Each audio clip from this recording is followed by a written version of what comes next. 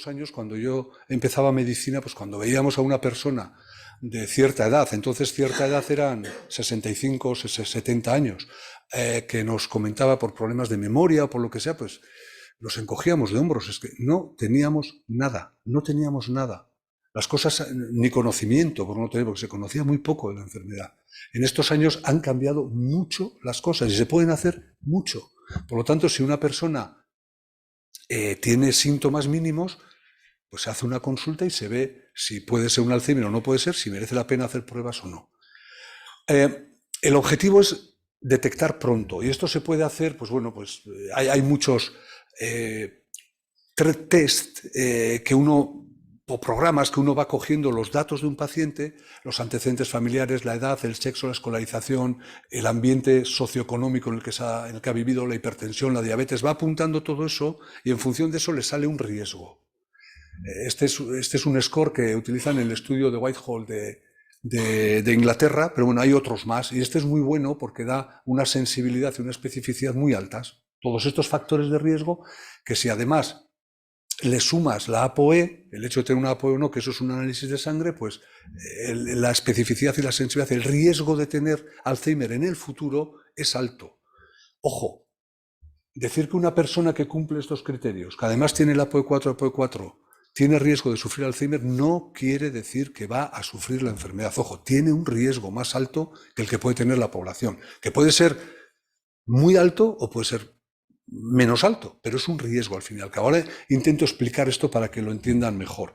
Pero desde hace unos años hay otras maneras de detectar el riesgo, que es sobre todo detectar las proteínas que le decía yo, el amiloide. Claro, alguien habrá pensado, pues si esto es porque se deposita el amiloide, esto no me lo pueden detectar a mí.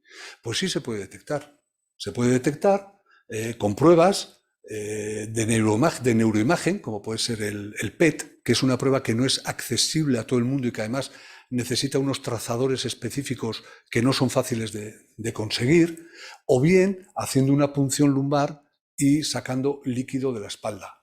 Bien, y con esto ya, en estos años, se ha avanzado mucho en esto y sabemos, se intenta explicar en esta diapositiva, que si uno detecta la proteína amiloide, que serían los A betas de arriba, la proteína tau, que estaría en la mitad, o bien los neurofilamentos o la proteína glial acídica, que son muestras de degeneración y de inflamación, pues ahí tiene un buen perfil para saber si una persona tiene enfermedad de Alzheimer.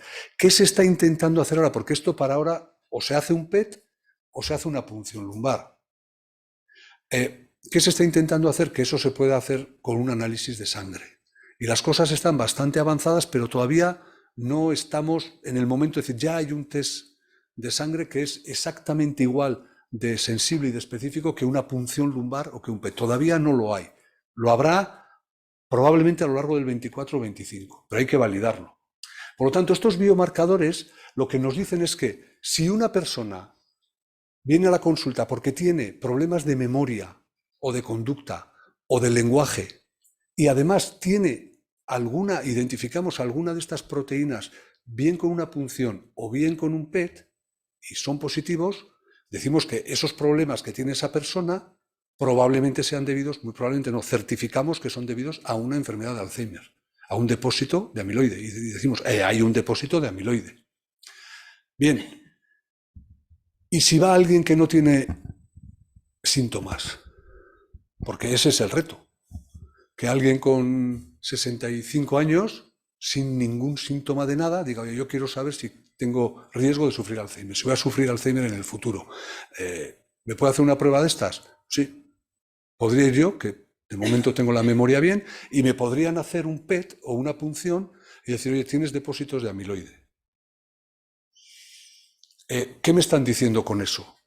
Pues que tengo más riesgo de sufrir Alzheimer, porque hay que saber una cosita, y es que hay muchas personas mueren con la memoria normal y un cerebro típico de enfermedad de Alzheimer.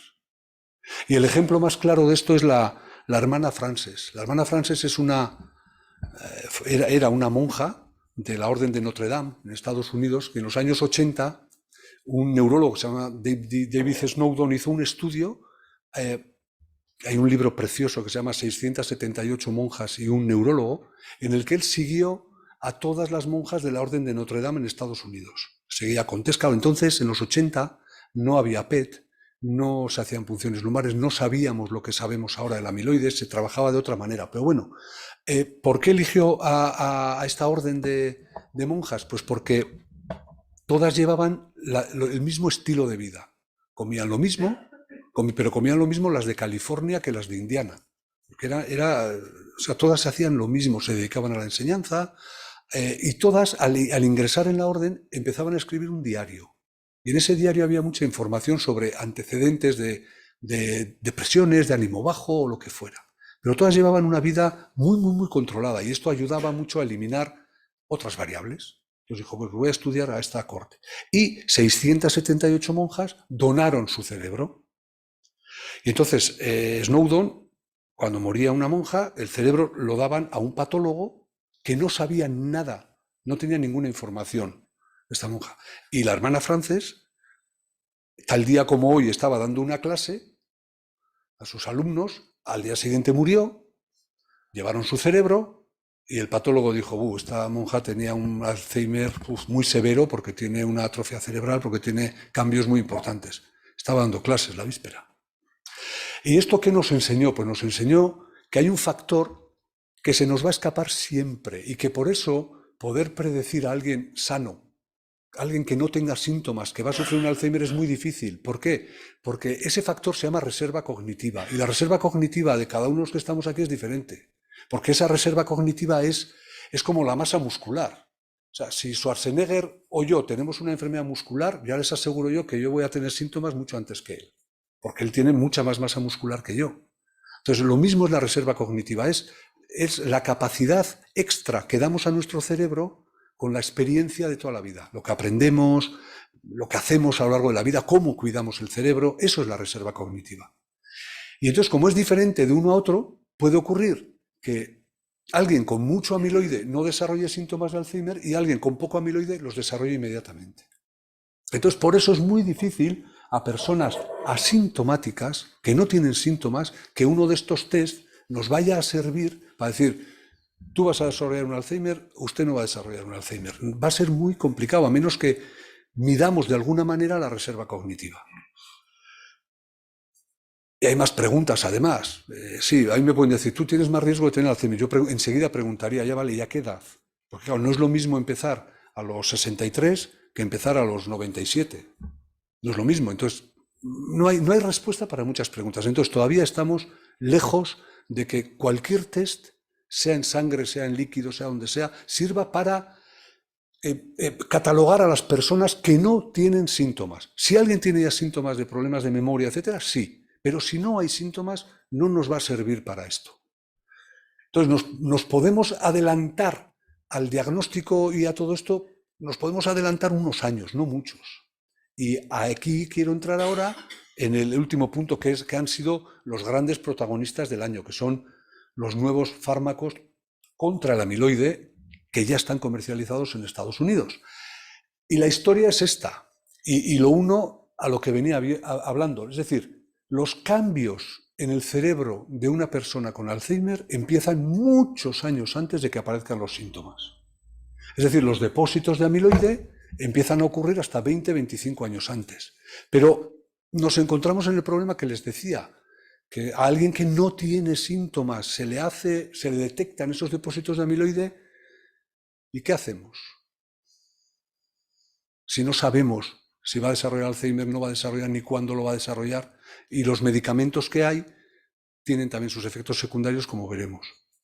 Otra cosa es esta situación, la del medio, 2 o 3 años antes, que ya aparecen los primeros síntomas, que son muy leves, muy leves, muy leves, y en ese caso se detectan cambios ya en el cerebro con depósitos de amiloide. Ahí sí merece la pena actuar.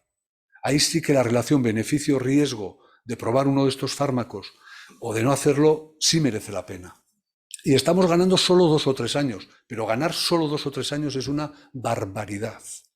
Barbaridad por lo que les voy a explicar ahora. Es decir, las ideas importantes son solo estas, porque, fíjense, ¿por qué es una barbaridad? Porque retrasar el inicio de la demencia, o sea, del problema cognitivo serio en 5 años, reduciría la prevalencia en un 34%, en un tercio. Y ese es el objetivo que se persigue con estas terapias, hacer que una persona con problemas muy leves de memoria esté durante mucho tiempo con problemas muy leves de memoria. Y al cabo ya de 5 o 6 años, bueno, pues igual empiece a tener ya síntomas más intensos. Pero hemos ganado 5 o 6 años. Y ganar 5 o 6 años de calidad de vida, de buena memoria, eso es una maravilla para la persona, para la familia. El impacto en la sociedad disminuiría mucho. O sea que hay que verlo con esos ojos, hay que verlo con esos ojos. Y si realmente en algún momento somos capaces de detectarlo en personas sanas y adelantarnos 15 años en lugar de 3, pues champán, bienvenido para todos, ¿no? ¿Por qué digo esto? Porque hay medicamentos, ya hay medicamentos que son capaces de hacer lo que ven aquí. Voy a intentar explicárselo. A ver, este es con un medicamento que es el aducanumab, que es el primero que se comercializó. Ven aquí, los rojos serían los depósitos de amiloide. Y esta es al inicio del tratamiento y un año después. Ven que en este caso no hay cambios. Placebo. Estaban en todos los ensayos clínicos, que es lo que hay que hacer para demostrar estas cosas, hay un grupo o una fase del ensayo en la que unas personas pueden recibir un producto inactivo. Y no lo sabemos nadie, ni las personas, ni los médicos, no lo sabe nadie.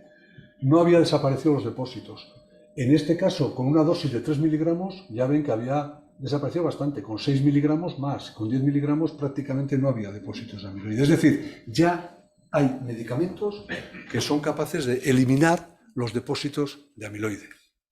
Y uno de ellos, el que se ha comercializado en Estados Unidos, bueno, hay dos, el aducanumab y el lecanemab, los resultados que ha dado en un estudio en el que se incluyeron 6.000 personas de inicio, al final de las 6.000, 1.800 fueron las que participaron en el estudio. De esas 1.800, pues 15 eran de aquí, guipuzcoanas, alguna de Canarias, pero vamos, todos eran pacientes que nosotros veíamos y entraron en el estudio. Y lo que se ha visto es que en ese estudio los grupos de pacientes, los que recibieron placebo 875 y los que recibieron el fármaco 859, eran grupos muy parecidos en todos los sentidos, y que los que recibieron el lecanemab, que sería la línea amarilla, evolucionaron mucho mejor en todos los aspectos que los que recibieron producto inactivo. Y se ve en todos los aspectos. Y lo más llamativo es que los que recibieron placebo, sus niveles de amiloide se mantuvieron constantes a lo largo del tiempo, y los que recibieron lecanemab, los niveles de amiloide en 18 meses prácticamente habían desaparecido. Entonces, con esos datos, porque esas mejorías suponían como el 30% de lentecimiento de la progresión, la FDA ha aceptado el medicamento. Es un tratamiento que hay que ponerlo por vía intravenosa, que hay que ponerlo una vez al mes. Entonces, bueno, pues es complejo, y que además cada poco tiempo hay que hacer una resonancia. ¿Por qué hay que hacer una resonancia? Porque estos medicamentos pueden tener efectos adversos. En el estudio hubo 6 personas tratadas con el lecanemab que murieron, 7 personas en el brazo placebo que habían recibido producto inactivo también murieron, pero sobre todo los efectos adversos más importantes son lo que se llama el área E y el área H. El área E es una zona de inflamación. Estos medicamentos anticuerpos monoclonales, por intentar explicarlo de una manera gráfica, son como misiles que van dirigidos única y exclusivamente al amiloide y solamente actúan contra el amiloide. Hay ahora monoclonales, hay medicamentos de este tipo para tratar el asma, las migrañas, muchas enfermedades, y van dirigidas solamente contra una proteína. Solo contra esa, no tocan nada más del organismo. Entonces, lo bueno que tienen es que se toleran bien, no suele haber efectos adversos, pero en este caso, al actuar en el cerebro, al destruir la proteína, pues se puede dar un fenómeno inflamatorio alrededor o una hemorragia. A veces los fenómenos inflamatorios se ven como en un 12% de los casos y las hemorragias en un 5% de los casos. A veces pueden ser muy graves, muy graves. Nosotros hemos tenido la suerte de tener una hemorragia, y el resto, lo más curioso es que ocurre con frecuencia, pero ningún paciente nos lo contaba. Es que me pasa esto, es que o me duele la cabeza o no veo bien. No, era en la resonancia de control, se veía que había una zona de inflamación. Entonces, por protocolo bajabas y ya está. Es decir, y luego hubo una publicación de que también hacían que el cerebro se hiciera más pequeño, lo cual parecía algo contraintuitivo. Si dices, joder, si contra el Alzheimer, que hay una atrofia en el cerebro, si estos medicamentos producen más atrofia, vaya la que estamos haciendo. Pero parece que esa atrofia tiene que ver con la eliminación de la inflamación, que al haber menos inflamación el cerebro se hace más pequeñito, sin que tenga ninguna repercusión, al menos en apariencia. Es decir, eliminan los depósitos, pero tienen efectos adversos. Y luego, claro, los seguimientos que hay son a 18 meses, 24 como mucho, no a 5, 10, 15 o 20 años. Uno puede estirar esas líneas y pensar lo que puede pasar en 5 o 10 años, pero no hay esa evidencia todavía. Esto nos hace falta tener más datos todavía. Y esto nos lleva a una parte importante, que me parece importante comentarla, lo que es el ensayo clínico. Los ensayos clínicos son una parte importantísima de la investigación. Es la culminación del desarrollo de un fármaco, y sin un ensayo clínico no habría fármacos en el mercado. Esto requiere, bueno, todos los ensayos clínicos hay criterios de inclusión muy estrictos, hay un trabajo en equipo muy intenso, hay una protocolización perfecta, vamos, no te puede salir un milímetro de todo lo que sea, estás constantemente monitorizado, o sea, es mucho más estricto que lo que puede ser la práctica clínica normal en la consulta, es muchísimo más estricto, pero sí que es verdad que tiene esa particularidad de que es un medicamento que no se ha probado y entonces puede haber efectos adversos, y que a una persona que participa en un ensayo clínico le puede tocar placebo. Ahora se procura que el placebo no sea durante toda la duración del ensayo, sino que sea una fase, y luego ya a partir de ahí todo el mundo ya suele recibir el medicamento.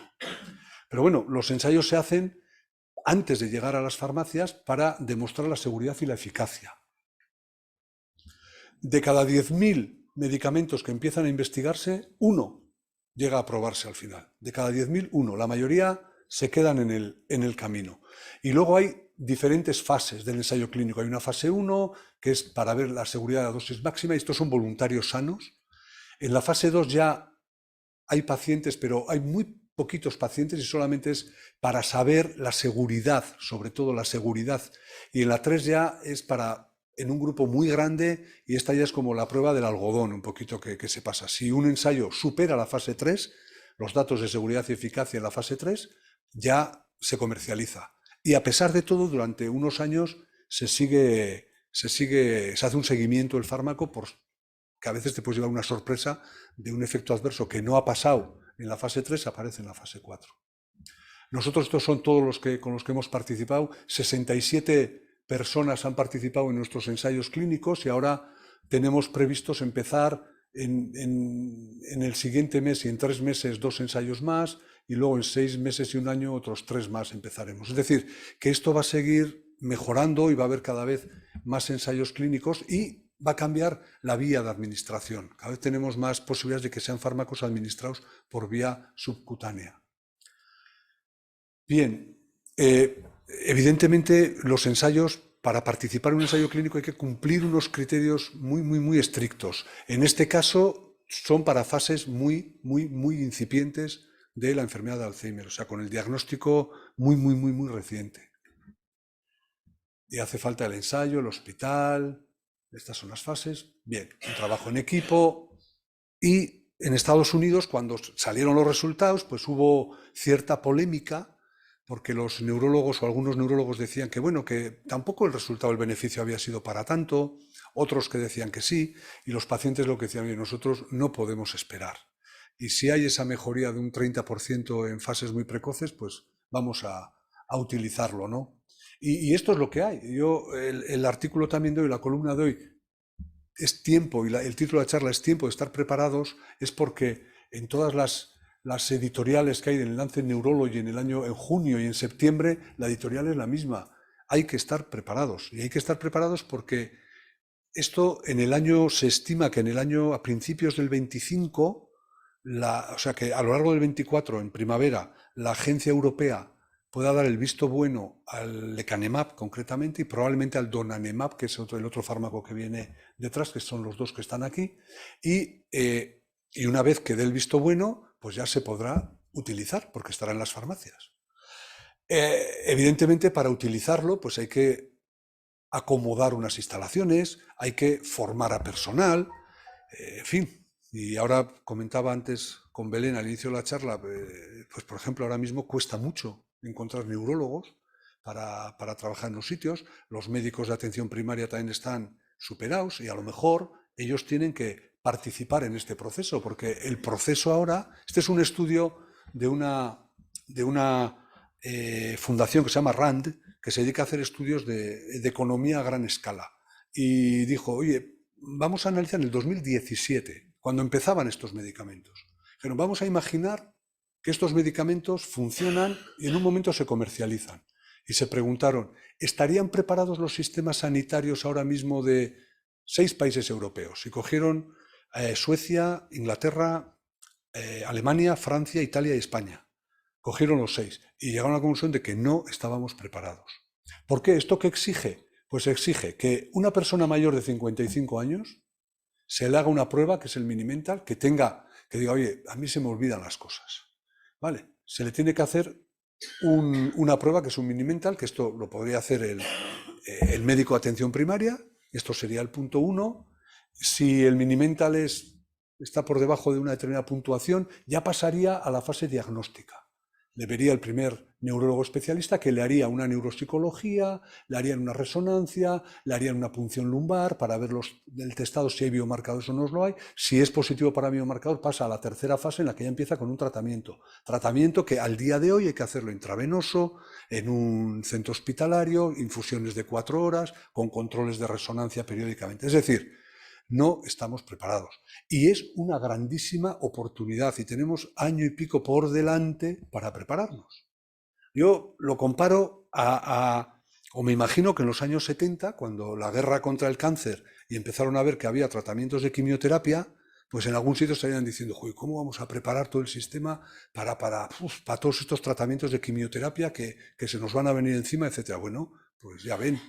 Ahora la quimioterapia se hace de una manera extraordinaria, muy bien organizado, etc. Pues hay que hacer un trabajo parecido a esto. Las cosas pueden cambiar mucho con 2 cosas. Una, que el diagnóstico se puede hacer con un análisis de sangre. O sea, que una persona con un problema de memoria, en lugar de hacerle una punción lumbar o un PET, con un análisis de sangre ya se le pueda decir, adelante. 2, que el medicamento, en lugar de ser intravenoso con una infusión, se pueda dar por vía subcutánea. Estas 2 cosas cambiarían drásticamente eso. Para el 25, probablemente lo del test sanguíneo esté, pero lo otro es más complicado que esté, para el 25. Entonces, igual en el 25 hay que empezar con infusiones intravenosas. Bueno, vale, que hay que prepararse. La cosa es que hay que prepararse porque es una oportunidad, es una auténtica oportunidad y hay que verlo como una inversión. Esto es una inversión para todos, para las personas, para las familias, para la sociedad, para todos. Este es el trabajo que les decía de la RAND Foundation. En Guipúzcoa, ¿qué implicaría esto? Pues haciendo bueno, esto es de trazo gordo, esto no está hecho con detalle, pero yo he calculado que más o menos podría haber 160 casos cada año, que tributarios de este tipo de tratamientos. 160 casos cada año, ¿vale? Más o menos calculando la demografía, los mayores de 65, mayores de entre 55 y 85, cuántos tienen demencia leve, etcétera, etcétera. ¿Vale? Entonces, abordar 160 pacientes que tengan que ir todos los meses a ponerse una infusión de 4 horas, pues para esto hay que prepararse y merece la pena. De todos modos, fíjense que las inversiones en investigación para la demencia, lo que invierten fondos de inversión, etcétera, en demencia, es muy poco comparado con lo que se invierte en cáncer. Y es muy poco, ¿por qué? Pues porque durante 20 años todos los intentos con medicamentos han fracasado. Ahora estamos en otro momento, en un momento en el que la presidenta de la Fundación de Alzheimer de Reino Unido decía que a ella le recordaba a la primera época del SIDA, cuando salieron los primeros medicamentos que tenían efectos adversos, que no se sabía bien, y cómo se ha ido perfeccionando el tratamiento del SIDA hasta que ahora es pues una enfermedad crónica y controlable. Esperemos que algún día en breve podamos decir esto del Alzheimer también. O sea que eskerrik asko, y si ahora hay alguna pregunta, pues encantado.